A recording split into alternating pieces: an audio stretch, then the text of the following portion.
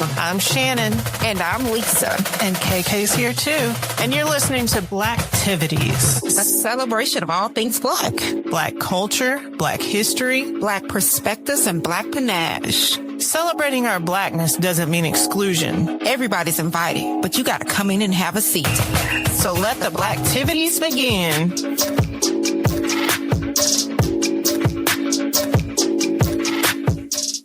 What up, y'all?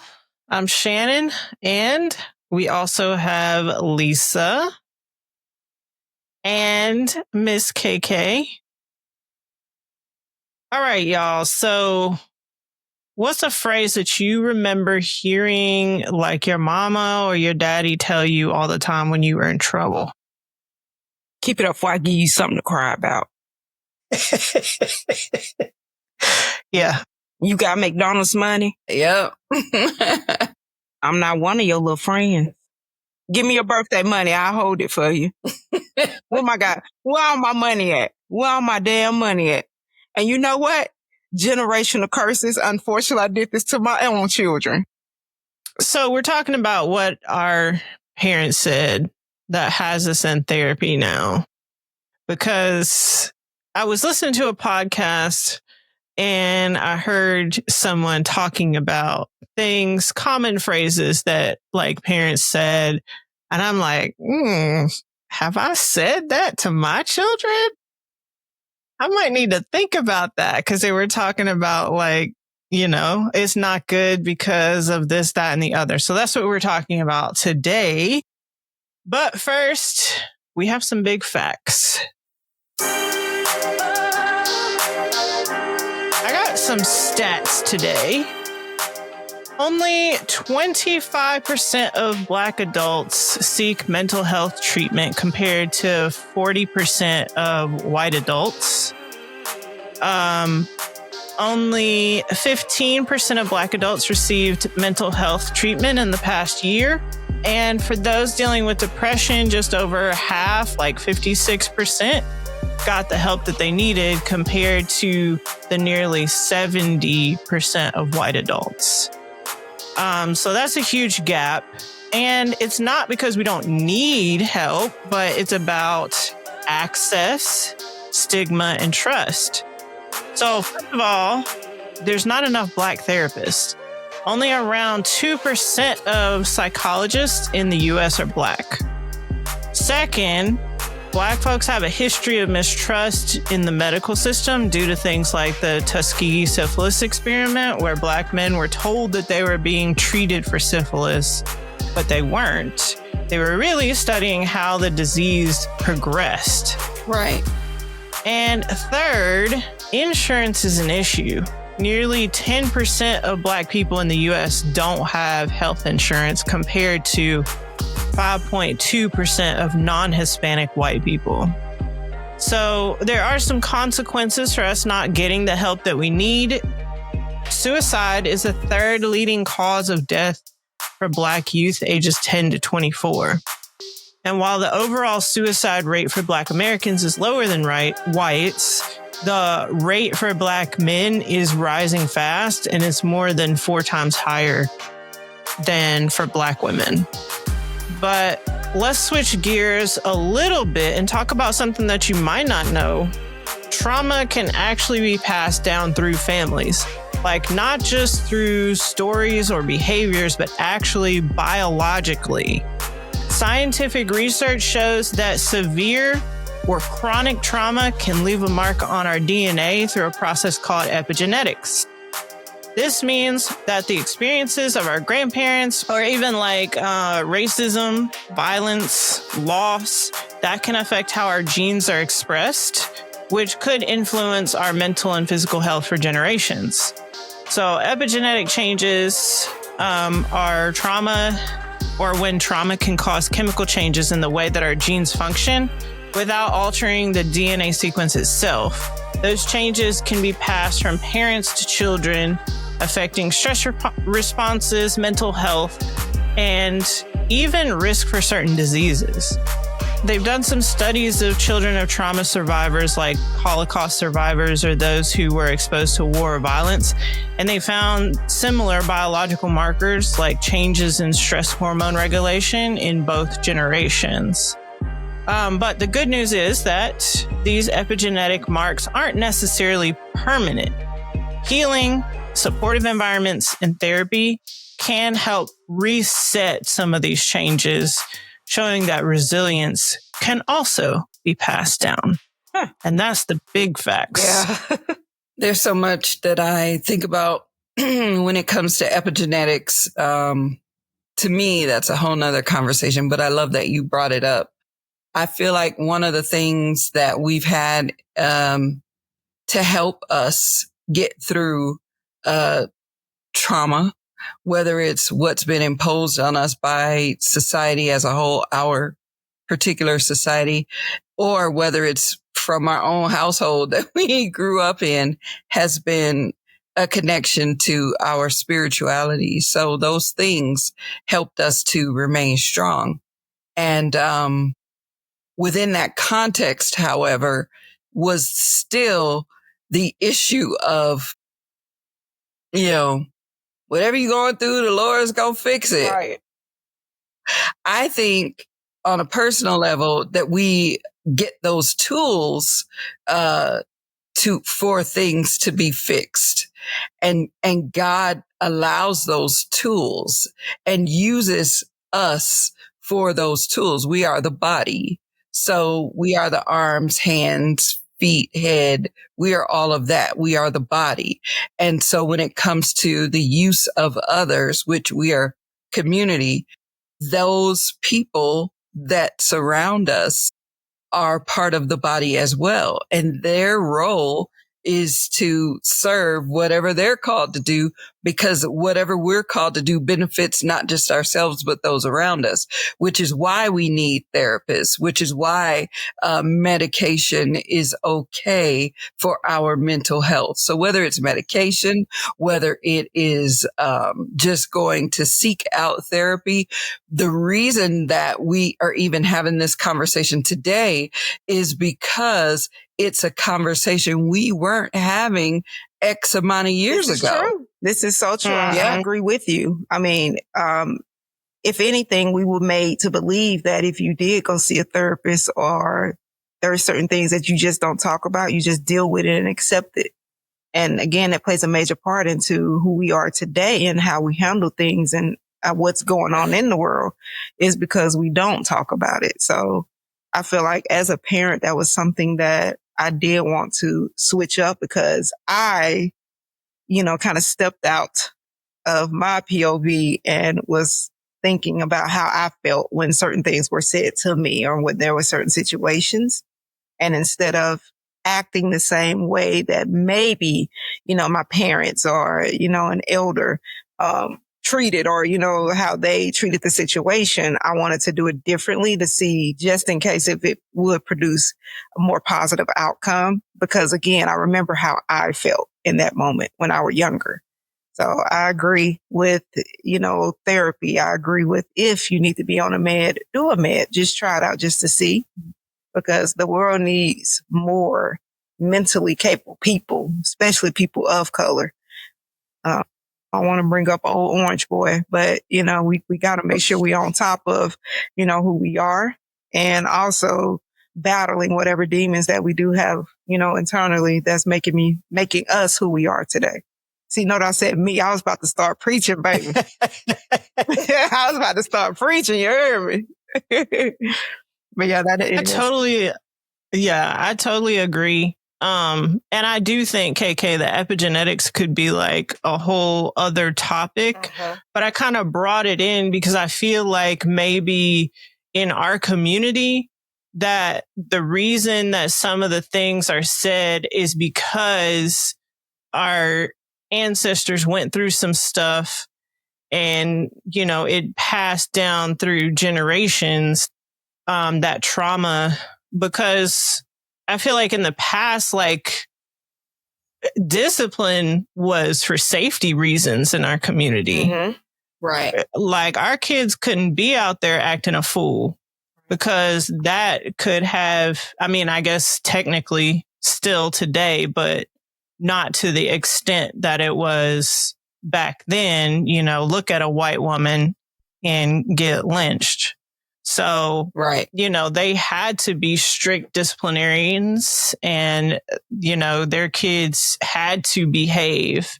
You know, I think some of that is passed down. It's definitely passed down. And for that reason specifically, because I remember my mom saying, if I tell you to do something in the moment, don't ask no questions. If I say jump, just jump. You can ask, you know, questions later. You can ask how high later, but just jump, because you never know why I'm telling you something. Right. And I'll never forget that. She was like, don't ask, just do it. I've even adapted with my youngest. How many times should it take? You know, and that right there, she'll just say, one time. Okay. So if you know that you're supposed to have, you know, this done, then do it.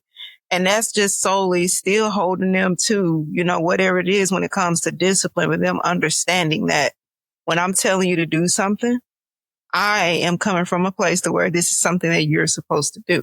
Okay. And then I'm not telling you to do so. I can see if I'm out here telling you to do something bad. No, ma'am. This is me teaching you. So when you know you have chores, now, baby, now if you want chores like we had them, baby, you'll have that whole house clean top to bottom, because that's what we did. Okay. And I'm okay to say this because, y'all can't call defects on my mama. Considering as old as I am now and I have my own adult children. But if my mama told you to clean that room and she come and check and that room ain't clean, I don't know if she just waited until 1 o'clock in the morning to come check, or that was just her cue. But she'll come in there and baby, if that room wasn't clean, she'll flip that bed over. I remember that last time, baby, I was hanging on the mattress, half asleep, like, oh, I'm gonna do it. Yes, ma'am. Baby. And that was it. That means, hey, I ain't trying to get woke up again, so I'm gonna go ahead and clean it. And then with me cleaning my room, it got to the point to where I wanted to clean it the way I wanted to. I wanted to organize the way I want to organize. And it started making me feel like, okay, taking pride in my space. Like, this is something I'm supposed to do. So everything ain't bad. Because, you know, one thing I feel like we're going to have somebody be like, oh, we're black parents, and they were just horrible. Sometimes, I don't know about yours, but with mine, everything wasn't bad. They did it for a reason. No. So they did it for a reason. That part. They did it for there's some stuff that sent me into therapy. Yes. Now, I ain't taking up for everything, but I will say that yeah. I know you're not taking up for the bad stuff, but what I am saying is that, like my dad, one of his, and what he did, the way he woke my brother up, because I used to just get up because I didn't want to hear the negativity, but my dad would be like, it's time to get up. And, you know, waking up to a whole bunch of fussing and, you know, saying stuff like, well, why didn't you do this? Or why did you? I just woke up. You know what I mean? And I know my brother was going through. And then one of his favorite phrases, when we got in trouble, was the older you get, the dumber you get. And I was like, oh no. I was like, no, that is awful.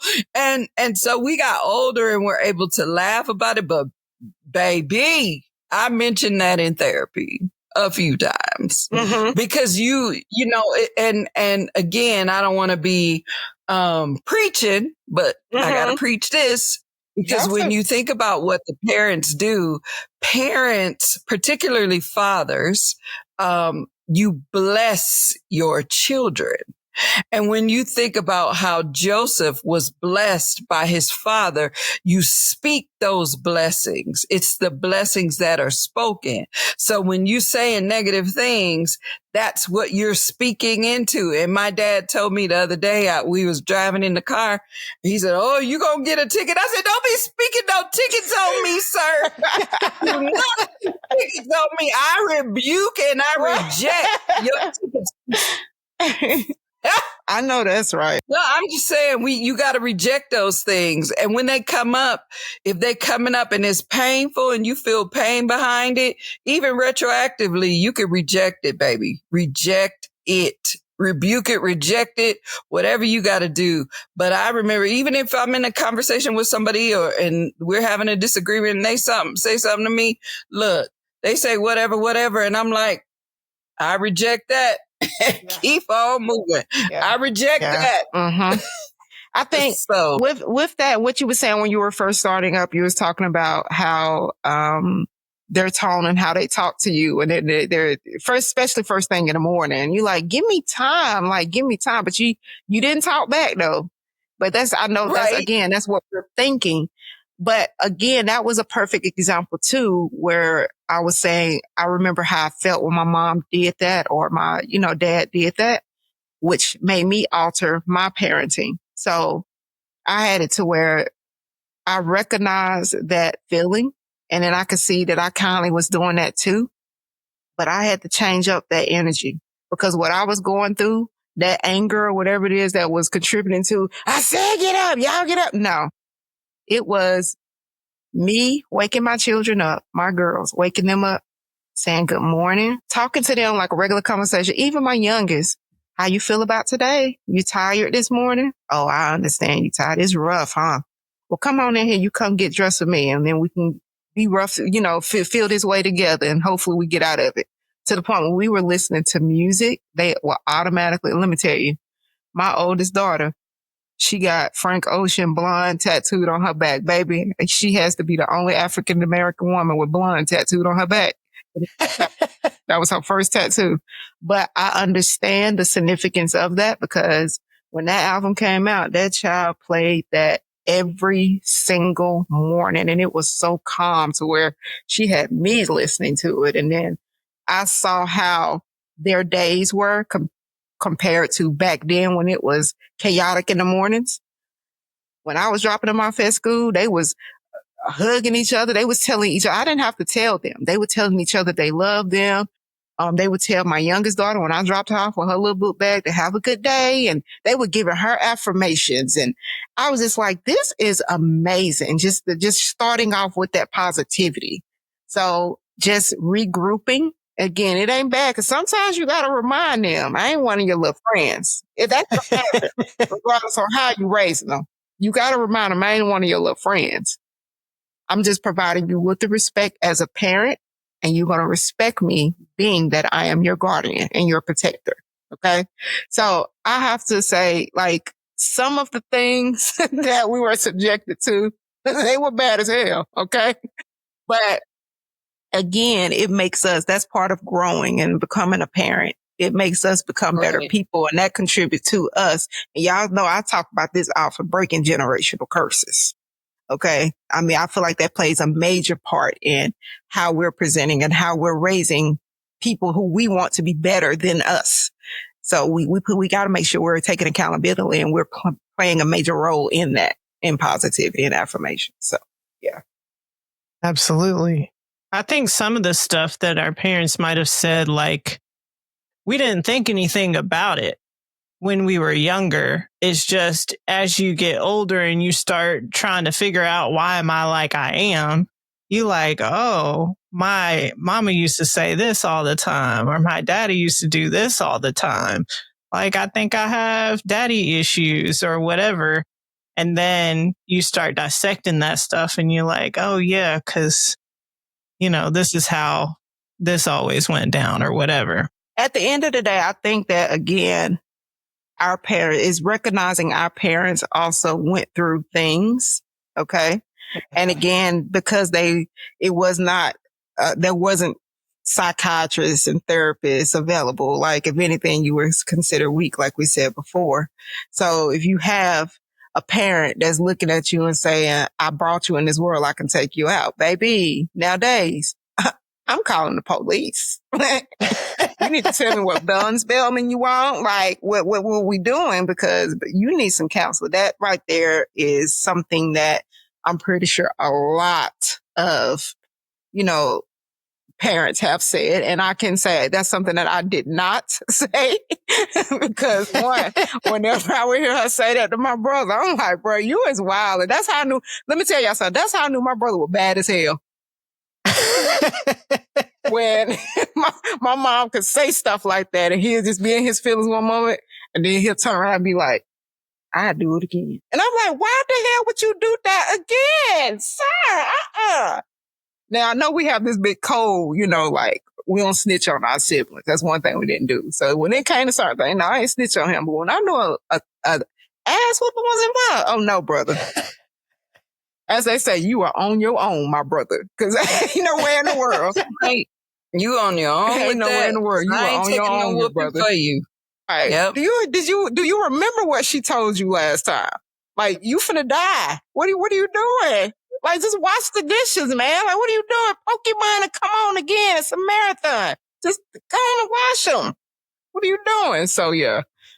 I had to add that it's interesting.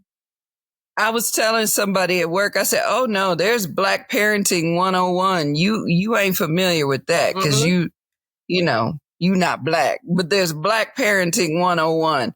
And I said part of that is when you get to the store, everybody hold hands, number one. And then we going in this store. You don't ask for nothing. Don't touch nothing.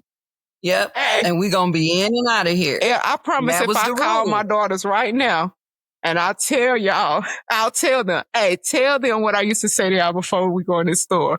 They would tell you. I used to tell them when we get in this store, what did I used to say? Touch with your eyes. That's what I would say. You touch with your eyes. And they be sitting there laughing about it. But they were in there joking about it, whatever. But did they touch and pick up anything? Not at all. And that was just me revamping the parenting thing. Yeah, they made a joke about it, but that was me rapping. They knew, man, she know what, man, she ain't finna get us nothing up out of here. But the good thing of that is, still, I knew what they wanted. They used to ask for the same stuff. I would still sneak and treat them and buy those type of things, when they did what they were supposed to do. But when we get in here, you touch with your eyes. There you go. Yep. Lisa, you mama of the century. This right here is over making here. me want some McDonald's now because no, they still bad. McDonald's no, they still bad. You said, Mom, can we get some McDonald's? Can we? Certain things we had good moments. I made a list of some things that I found that people were saying you shouldn't say to your kids, right?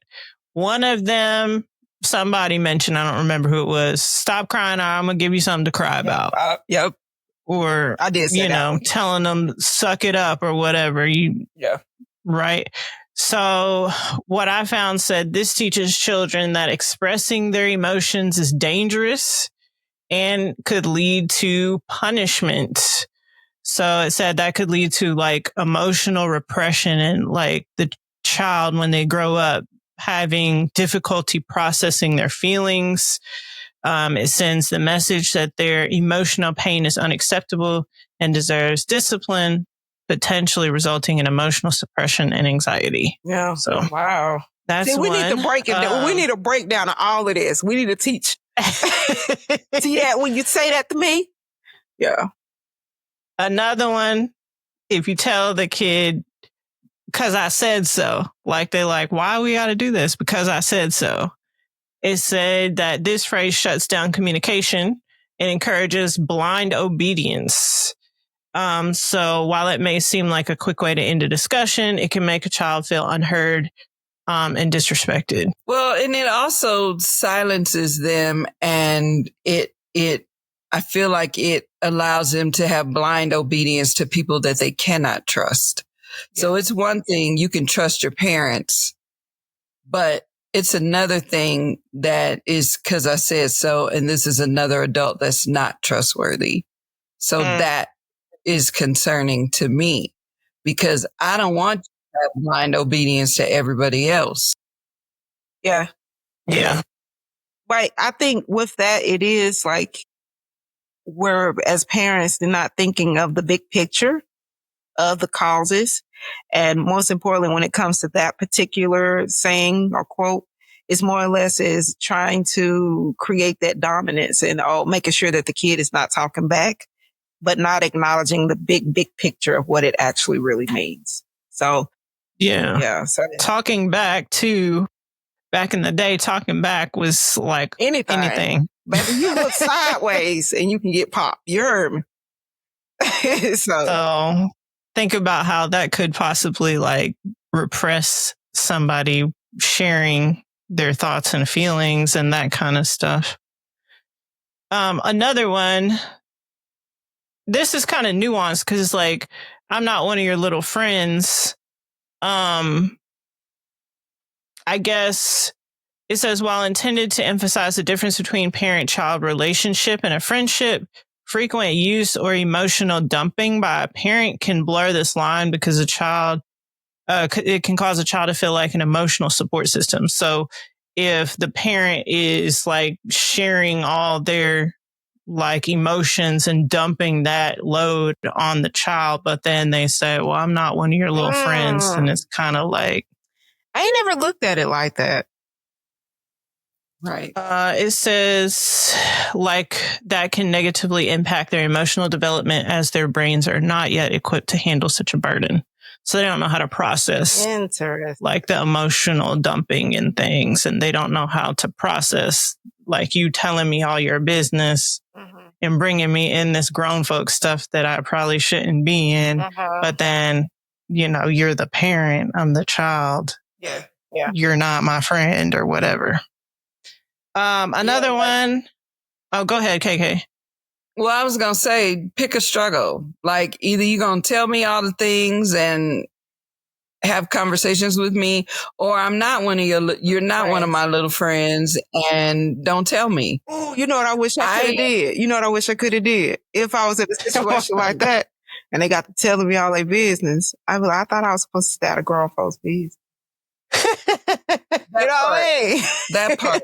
Yeah. That's on the list. We're going to get to that one. Okay. That part.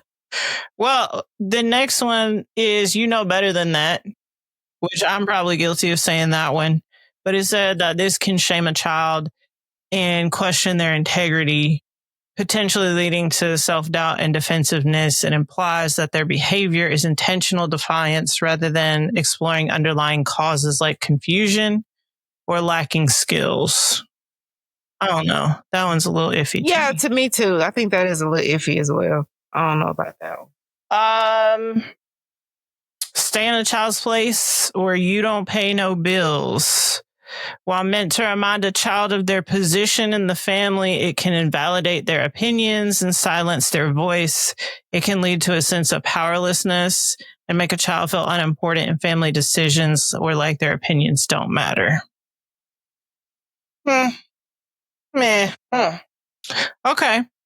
Well, any final thoughts on this? I think that, again, with parenting, nobody's perfect. And also, with being a Black parent, an African-American parent, it is important that, like I said before, we look at the big picture. Now, we're not saying or telling anybody how to raise your child. If anything, just pay attention to what we're subjecting them to. And I guess if I can kind of just go ahead and throw out my call of action. Go ahead. My call to action to my people is if we really, really want our kids to be better than us, then we have to present them in a space to where they can be better. And we also have to make sure that mentally we are at peace, or we are at least attempting to be at peace. That way our children can understand there is an option for them to really, really be at peace. Yeah, that's good. Do you have a piece for us, Lisa? I want to share something really, really quick though. I was asked to be a part of a show. It was called the Creative Exchange. This was Saturday, July 18th, where I was a part of a show. I really, really wish KK really, really could have been a part of this show. because the positivity, the energy, when we got there, it was like real chill in the room. They had like a little small bar. They had where you can get they had Ethiopian coffee, different type of teas. They even sell teas. It's a place called the Bohemian Village, where the event was held. And it was so positive. I was able to, share a new piece that I wrote. And on top of that, for the first time, they had me do improv poetry with two other poets. And I have to say, I didn't put a whole lot of thought into it because I was just like, I'm a poet. It comes with the territory or whatever. But the challenge of improv poetry and to be standing on stage with two other poets who are amazing, okay? And have the crowd feed you, topics and ideas. That was wild. So I can say that I unlocked a new, what's the word? A new, feature or a new whatever. Like it was really amazing. So Shannon, to answer your question, no, I don't have one. I did have something, but I feel like this is something that I want to try to throw off the top of the head and just see. You got it, girl. So I can say as a mom, it is the most rewarding thing. And to be an African American, very, very chocolate woman, I think it puts the icing on the cake. So much that my children can see that I am me, the energy that I produce. I am the true dessert. Out of all the meals that have been prepped for them over the years, I want them to understand and know just how, by the grace of God, with two strong people supporting them, that they can be anything. Amen. I give you kudos, girl, because I cannot think on my toes like that. Yeah, it was so fun, y'all. I'm going to try to post some more of the show on my Instagram. I do have some on my story, and I do want to say big shout out to Carla. Y'all, Carla is an amazing singer. Oh my God. And then on top of that, she brought more people who were, just as amazing as her.